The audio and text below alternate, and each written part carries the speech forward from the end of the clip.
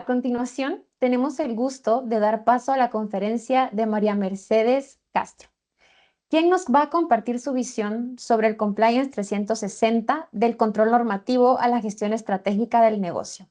En esta intervención exploraremos cómo el compliance ha evolucionado más allá del cumplimiento regulatorio tradicional para poder convertirse en un elemento estratégico que va a contribuir a la toma de decisiones.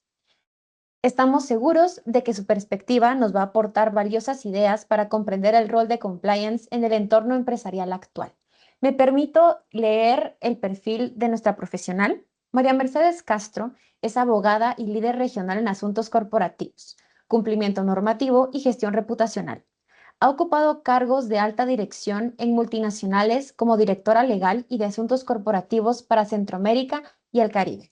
Cuenta con amplia experiencia en compliance, gestión de crisis, es presidenta de la Asociación de Abogados en Guatemala, miembro de la Comisión Anticorrupción de la ICC y board member del Instituto de Empresas de Madrid. Posee un máster en asesoría jurídica para empresas y fue reconocida en el ranking general de líderes Merco 2025. María Mercedes, es un gusto tenerte con nosotros. Te doy el uso de la palabra. Muchísimas gracias, Adriana. ¿Me escuchan? Sí, te escuchamos y te vemos. Perfecto. Bueno, buenos días a todas. Gracias aquí por estar con nosotros y pues para mí es un honor compartir conocimiento. Como decimos, voy a ir presentando proyectando la presentación y si tú me ayudas a decir cuando ya esté. Pues como te decía, yo creo que esos son temas que son apasionantes para todas, ¿verdad? Pero principalmente hoy es un desafío entender el cumplimiento desde distintas perspectivas, ¿verdad? Creo que ha ido evolucionando. ¿Me dices si ya lo podemos ver?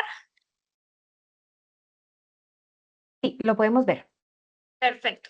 Entonces, listo. El compliance para mí, como les decía, ha ido evolucionando. Yo creo que la perspectiva em, también a lo interno de las compañías y de forma externa también en la comprensión ha ido también teniendo sus propios matices. Y yo a la conferencia o a la ponencia le quise denominar del control normativo a la gestión estratégica del negocio porque para mí es una realidad que necesitamos poder ir entrando y superando lo que era el compliance tradicional, que era básicamente llenar casillas o el checklist normativo, ahora a una gestión estratégica del negocio.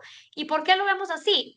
Un poco la idea de ir profundizando en estos temas es ver cómo la evolución de compliance se ha ido dando, en donde, como les decía antes, era un mecanismo para asegurar el cumplimiento de leyes, pero ahora con la evolución y principalmente con la gestión de riesgos y con los desafíos, que vemos una excelente ponencia, un excelente panel de mis antecesoras, es ver cómo el compliance tiene que evolucionar porque de todas maneras la gestión de riesgos y en el crecimiento de las compañías se ha ido identificando que cada vez los retos son más pronunciados, más complejos, la situación global, geopolítica, los cambios sociales, pues son más difíciles de controlar, no digamos la tecnología. Entonces el compliance busca proteger para mí el sentido y el activo intangible más importante que es la reputación.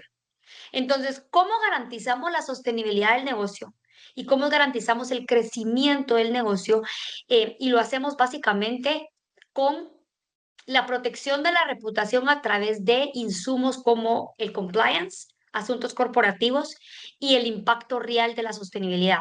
Para mí son tres pilares muy importantes. Entonces, el sistema de gobernanza o el sistema que protege la reputación de la compañía, que es el intangible más importante de toda empresa, es cómo yo alimento esta reputación a través de pilares que me dan valor y que me cuidan esa reputación y vuelven coherente mi sistema de cumplimiento. Entonces, el cumplimiento o el compliance tradicional, pues hacía una revisión de la ley aplicable, pero ahora debemos de entregar a junta directiva y a dirección general información relevante para la toma de decisiones. Entonces, en ese contexto, es útil diferenciar un enfoque de un compliance básico, de una verificación, a ir migrando a un compliance basado en riesgos. Y esto va a ir fortaleciendo, por supuesto, la parte de cultura organizacional, porque realmente el compliance debe de funcionar como una herramienta para la toma de decisiones. Entonces, ¿cómo podemos hacer para que el compliance pueda ser de una verificación tradicional a un insumo estratégico para la dirección? Yo creo que lo más importante es que la persona que esté a cargo de cumplimiento, de asuntos corporativos, de sostenibilidad, tenga una visión transversal. Entonces, yo sé que tengo 40 minutos para la ponencia y luego vamos a hacer preguntas, pero vayan anotando un poco, porque esto no es una fórmula, sus preguntas, sino que realmente es en mi experiencia como yo he visto que las herramientas para la toma de decisiones vienen desde un diagnóstico constante, porque el cumplimiento o los programas de cumplimiento son un sistema vivo. Es un sistema que va evolucionando dependiendo de, como les decía, la evolución ya sea del negocio o la evolución del impacto, el sector, la geopolítica. Entonces vamos enfrentándonos de una forma distinta riesgos y esa gestión de riesgos es lo que yo veo que el compliance es hoy como una visión 360.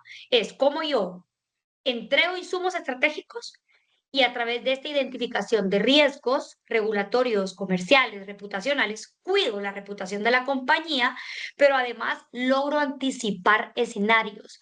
Y logro anticipar escenarios porque realmente también es imposible tenerlo todo mapeado, digo yo, o todo identificado.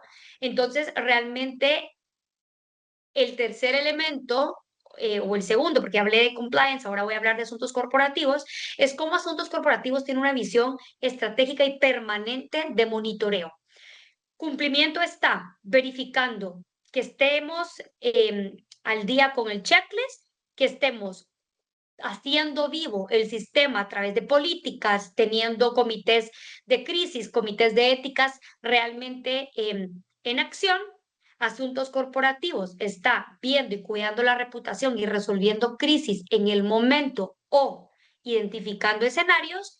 Y luego tenemos pues el complemento que es la sostenibilidad, que el impacto real o la contrapartida de poder ir creciendo es como yo también mis escenarios o mis riesgos de impacto hacia la comunidad, hacia la sociedad, pues los voy mitigando o voy creando valor en el desarrollo del negocio. Entonces, un poco es cómo anticipamos escenarios, gestionamos lo que tenemos hoy para como crisis o como desafíos y cómo esto se convierte en decisiones estratégicas.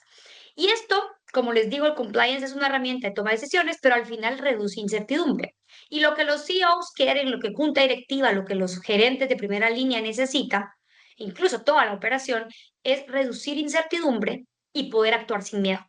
Yo creo que eso es muy valioso porque vamos viendo cómo va migrando una visión inicial de un compliance tradicional a una visión más estratégica de decisiones para la compañía. Y no sé, aquí me está moviendo la presentación un poco lento, pero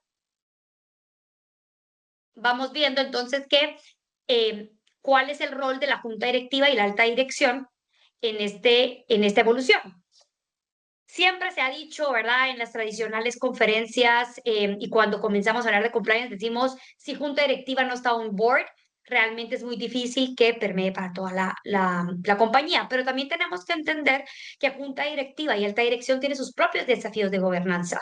Entonces, antes de tratar de implementar un programa de cumplimiento personalizado al negocio, tenemos que ver qué rol tiene junta directiva y qué visión tiene la alta dirección respecto al cumplimiento porque el cumplimiento, si bien es cierto, tiene nuevos controles, diferentes procedimientos, rápido se relaciona con una burocracia o con una auditoría. Y eso está bien, que pueda ser algo como una visión de control, pero una visión de control proactiva.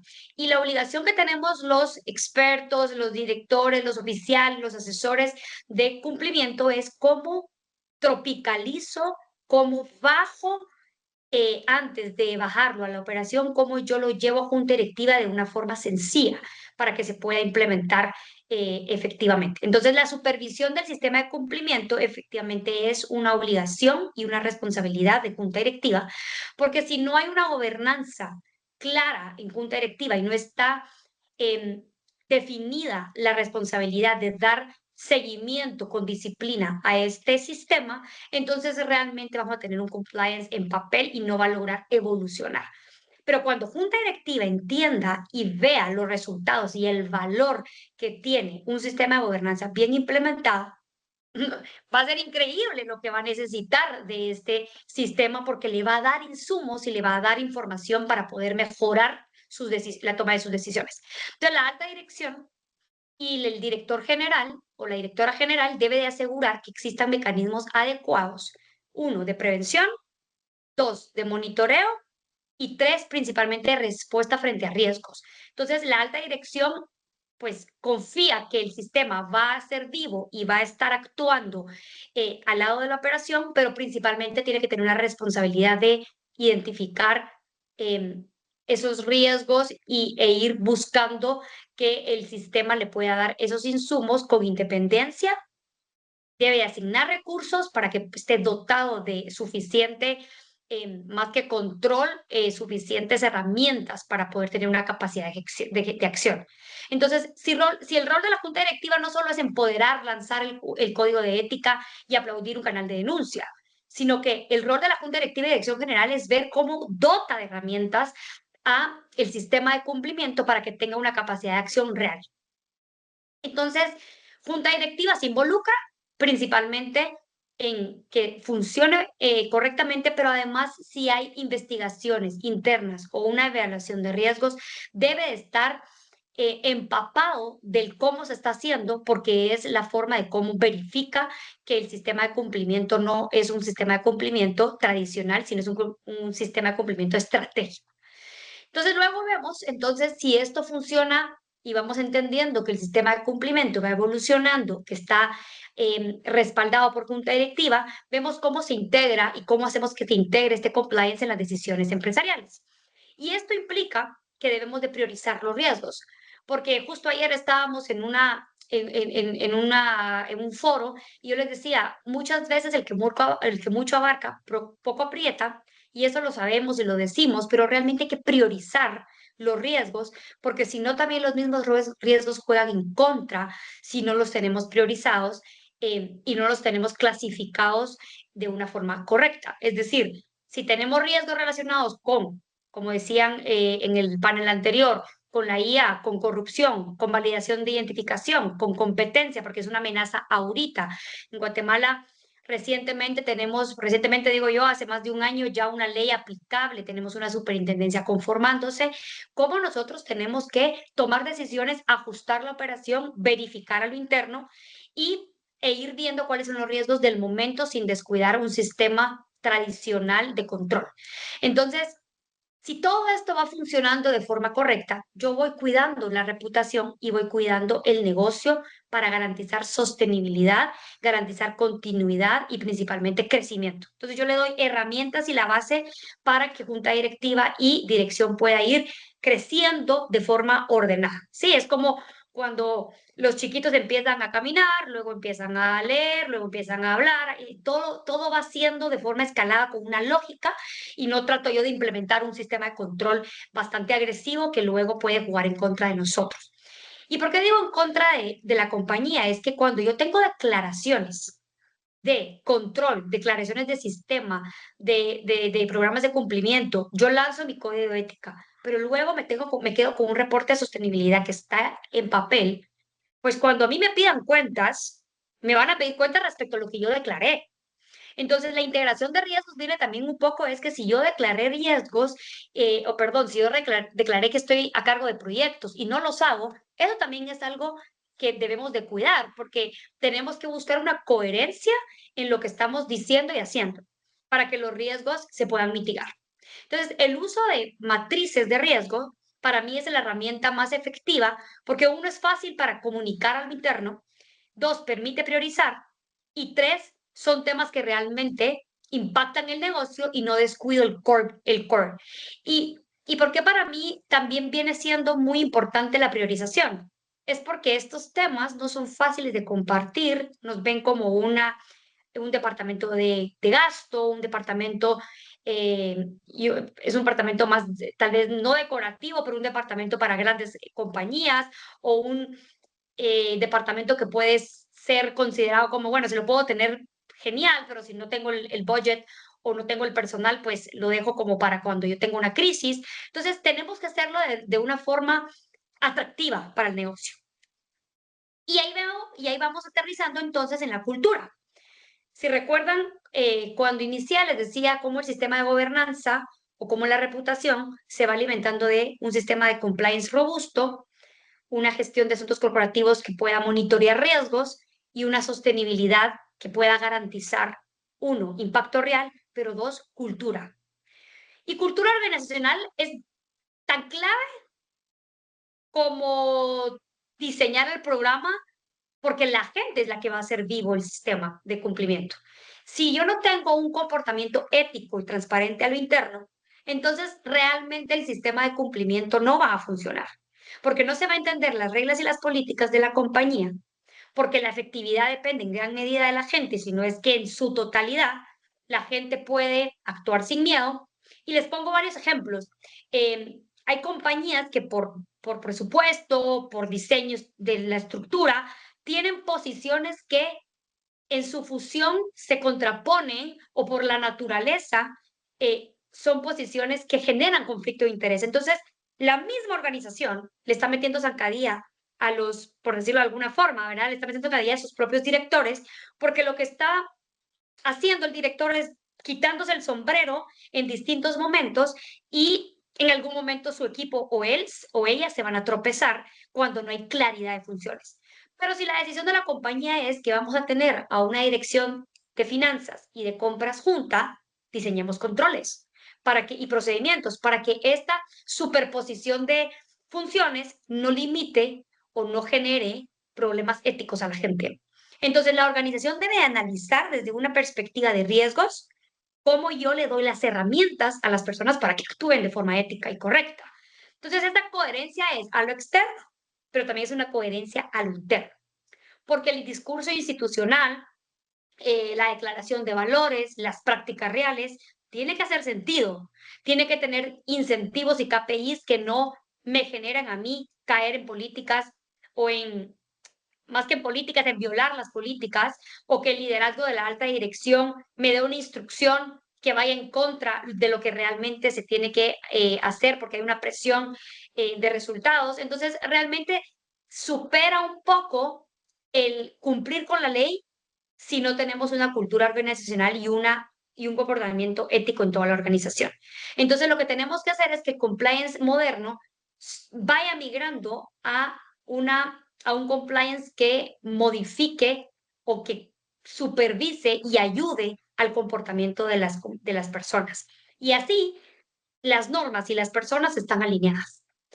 Entonces, porque muchas veces las políticas y los procedimientos no son reales. Entonces, no es justo que tengamos políticas, controles y un sistema súper robusto cuando las mismas personas ejecutan la estrategia de una forma distinta. Luego vamos entonces, ya vimos el diseño o cómo vamos evolucionando, vemos cómo junta directiva está on board, vemos cómo la cultura tiene que estar alineada, entonces empezamos a entender cómo el compliance en la operación diaria del negocio debe de verse como un área integrada y no aislada, pero principalmente porque hay un entendimiento y las áreas operativas deben de entender que el impacto se extiende a toda la organización. Es decir, los gerentes deben de estar en la misma comunicación, entendiendo que si yo tengo un problema en ventas o en marketing, va a impactar la reputación de la compañía o un incumplimiento de políticas del sistema de cumplimiento va a impactar en el crecimiento de la compañía. Y eso solo se puede permear si el compliance está en la operación. Si el compliance conoce el negocio, está en las diferentes unidades, tiene una visión transversal, tiene constante comunicación con las áreas, porque vamos viendo cómo marketing, cómo el desafío de la tecnología puede ocasionar que los departamentos de comunicación o de mercadeo se expongan a riesgos innecesarios cuando no exista un comité que pueda verificar el cumplimiento ahora de la tecnología o de las redes sociales o elegir un influencer que no tenga riesgos, que no me pueda exponer. Entonces, hay que hacer un análisis más integral y eso solo va a funcionar cuando la operación diaria del negocio no vea el compliance como una área aislada. Entonces, hay muchos departamentos que no tienen tal vez más que una visión, no tienen una relación directa con cumplimiento. Antes cumplimiento estaba el oficial de cumplimiento que verificaba ya sea temas de verificación especial porque la IBE me obligaba, porque es un sector regulado, o el compliance está bajo el área financiera porque son controles más de auditoría. No, ahora el compliance ya es una visión, o yo más que el compliance le llamo el sistema de gobernanza, porque para mí se alimenta de diferentes áreas.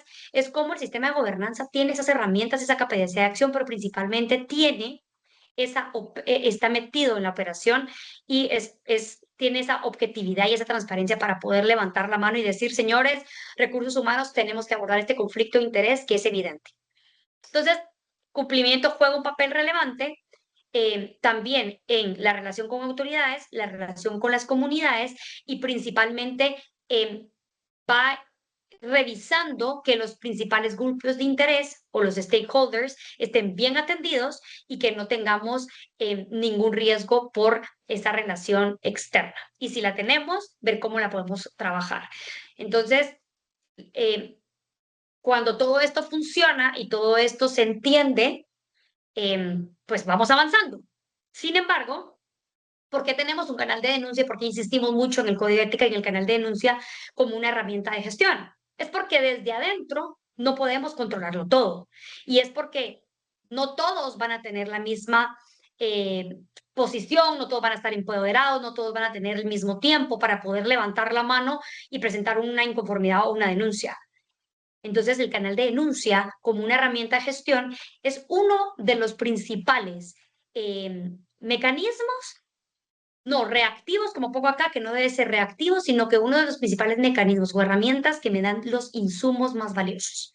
Entonces, el canal de denuncia puede ser una denuncia puesta por un tercero o una denuncia puesta por una persona interna, un colaborador, un proveedor, un cliente que me pueda llenar y dotar a la compañía y a la dirección general y a los líderes de cumplimiento de insumos o de información suficientemente valiosa para identificar dónde están mis debilidades, en dónde están mis riesgos que no estoy viendo y en dónde yo puedo mejorar internamente.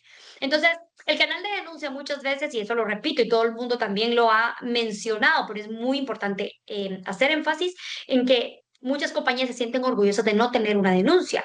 Y si no la tenemos, tampoco la vamos a provocar. Pero realmente si el canal de denuncia no está funcionando, puede ser porque no lo conozcan, porque no confían en que posterior a la denuncia haya independencia, transparencia y objetividad. Y es por eso que el canal de denuncia de forma externa o gestionar las investigaciones de forma objetiva es bien importante.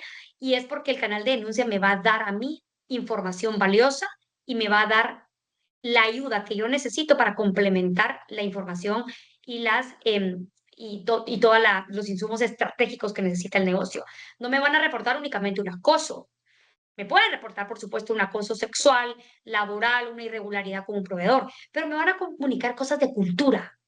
Las entrevistas de salida realmente las hace recursos humanos. Pero ¿cómo podemos nosotros saber que cuando pasan el reporte no filtraron, no recursos humanos, cualquier persona no filtran cosas que puedan jugar en contra de intereses personales? Entonces, es por eso que es un sistema vivo y es un sistema que se complementa.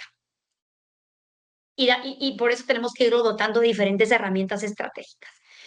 Y entonces, para ir aterrizando un poco en por qué el cumplimiento protege reputación y por qué el cumplimiento, asuntos corporativos y la sostenibilidad genera valor y no es un gasto, es porque tiene un impacto directo en la reputación y tiene un impacto directo en el valor de la compañía.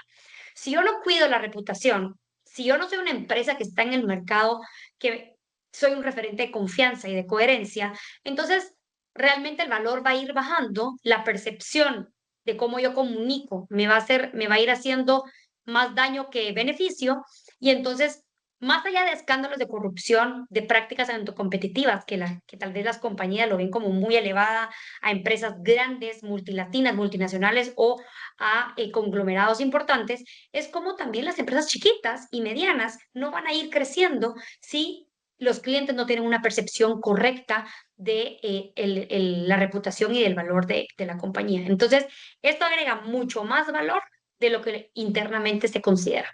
Pero los líderes de cumplimiento tienen la obligación y de asuntos corporativos de traducir todos estos beneficios en KPIs reales. Monitorear la reputación es algo que es muy importante, pero tal vez es quizá más difícil, que es como una segunda fase tener ese monitoreo, pero por lo menos traducir en valor y en indicadores tangibles cómo yo gestioné una práctica anticompetitiva y esto nos trae este ahorro, o cómo verificar o hacer un due diligence correcto a un proveedor me generó tal beneficio, ya sea en pues mejoría de la contratación o en prevención de conflicto de interés o en un alineamiento entre las áreas. Entonces, ¿cómo nosotros vamos traduciendo que la reputación y el valor de la compañía no es algo intangible, sino que cómo lo vamos bajando para que el cumplimiento haga sentido y cómo al final se traduce en un mecanismo de protección?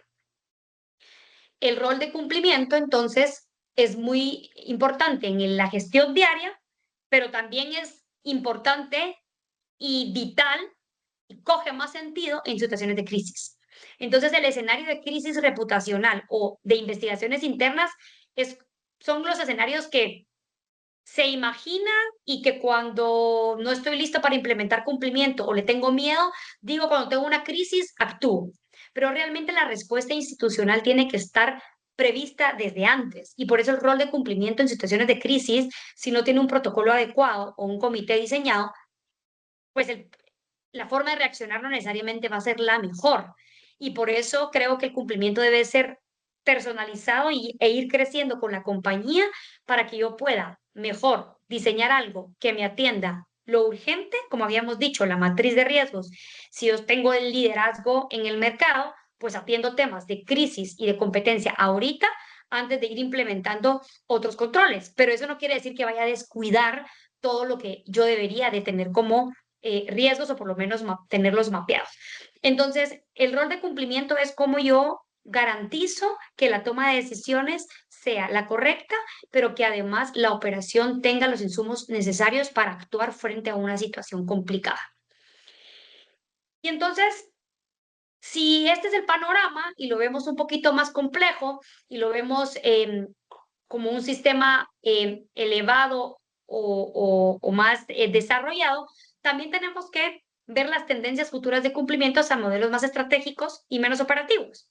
Y entonces, ¿cómo podemos dotar al cumplimiento de un monitoreo y un análisis de riesgos usando las herramientas tecnológicas? Entonces, ¿cómo en lugar de implementar un sistema robusto para grandes compañías que le aplique a todas las áreas, o que como es una compañía que cotiza en bolsa, tiene que tener algunas prácticas que otras compañías no las necesitan, implementemos monitoreo y análisis de riesgos que sean efectivos y de una forma sencilla con herramientas tecnológicas? O integremos el compliance en agendas de sostenibilidad y vamos fortaleciendo lo que se denomina como ESG, que al final es cómo yo tengo una gobernanza adecuada y controlada en la compañía. Y por último, como les decía, tengo indicadores para medir la efectividad de estos programas y ver de qué manera el cumplimiento va por capas creciendo. En este contexto, vamos a consolidar la función del cumplimiento, pero principalmente vamos garantizando lo que todos los gerentes o juntas directivas necesitan, que es la continuidad del negocio frente a una crisis.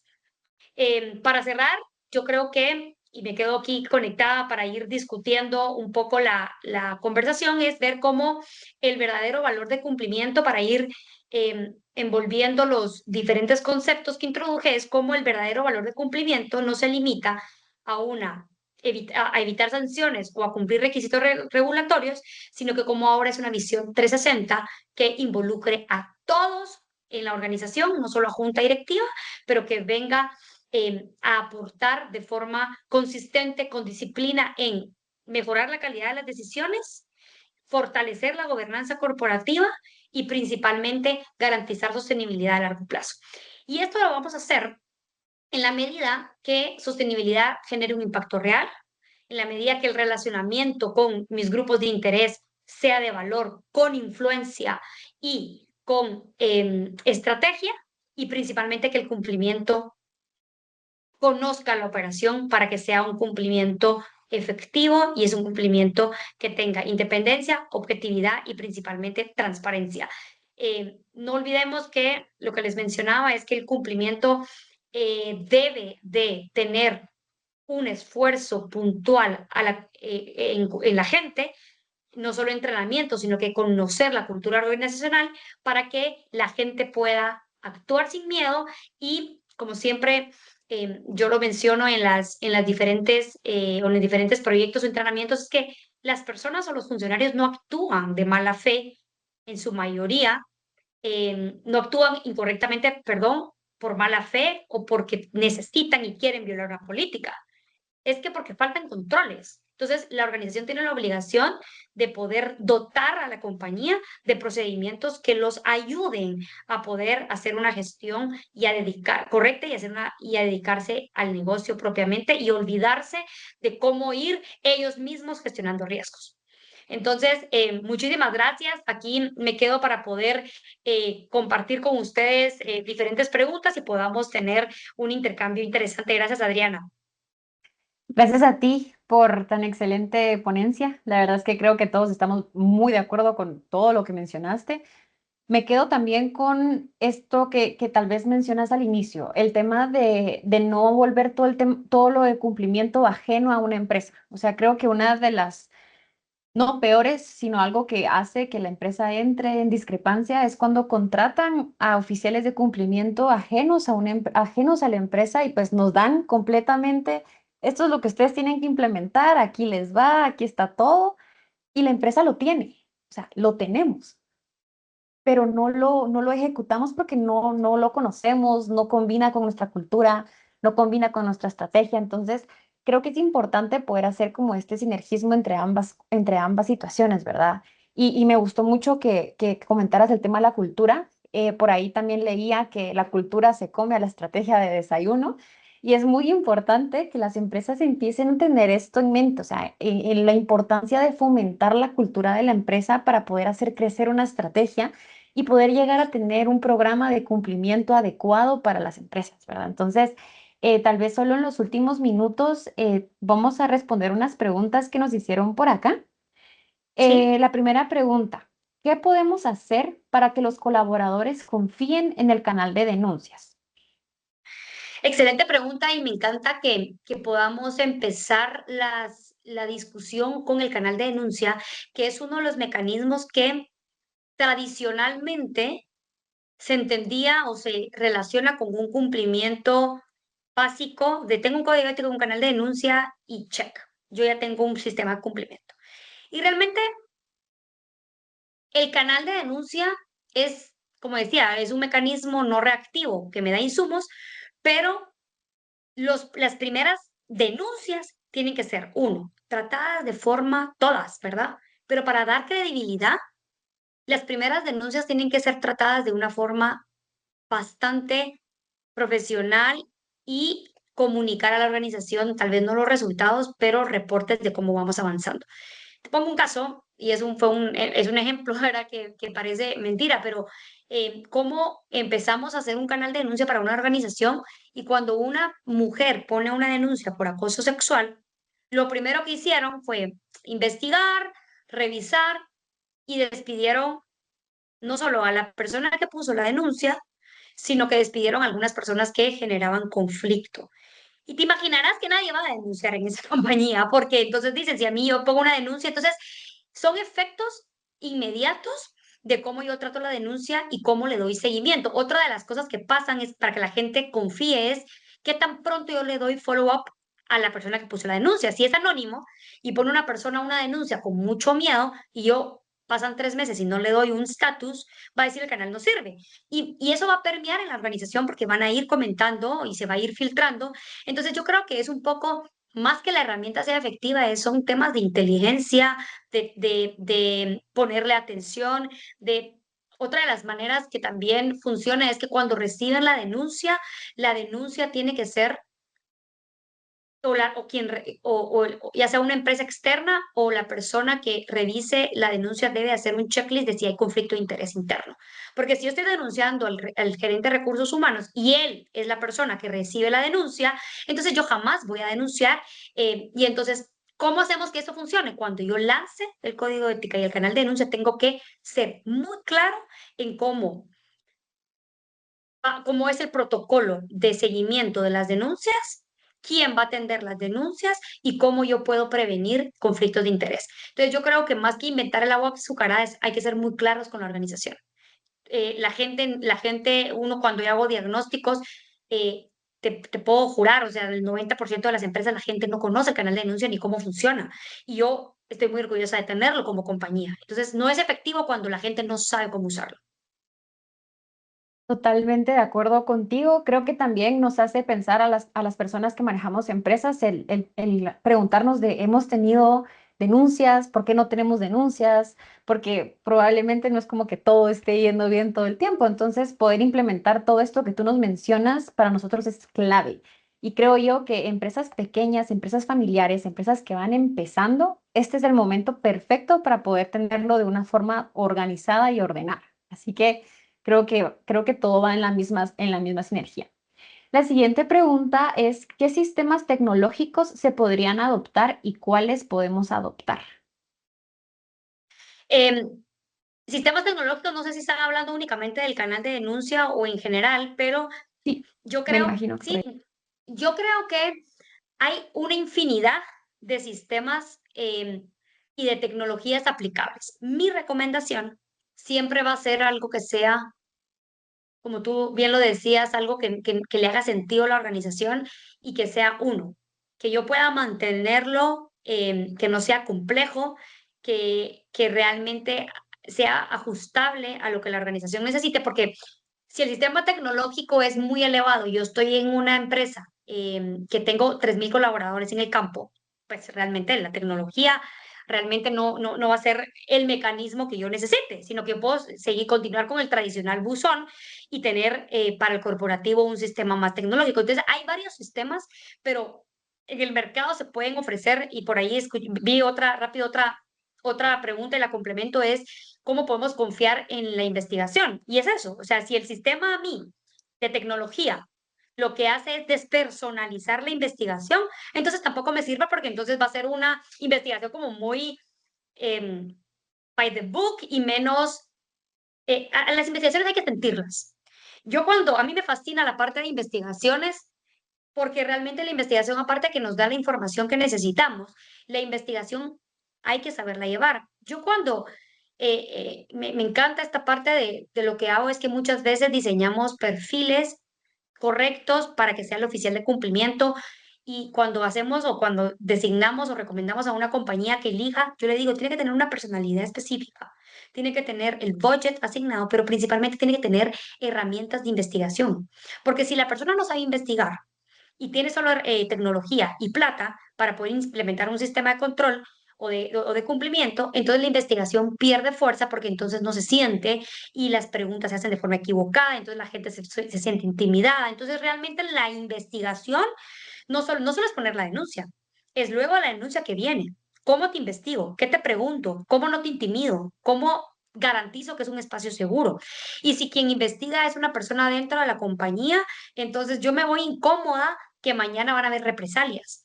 Entonces, yo creo que es un sistema bien importante que sea integrado y yo por eso insisto que el sistema de cumplimiento tiene que ser personalizado e ir creciendo y evolucionando con la compañía, porque si yo hago un canal de denuncia con una herramienta tecnológica muy compleja, pierdo y la gente no va a denunciar.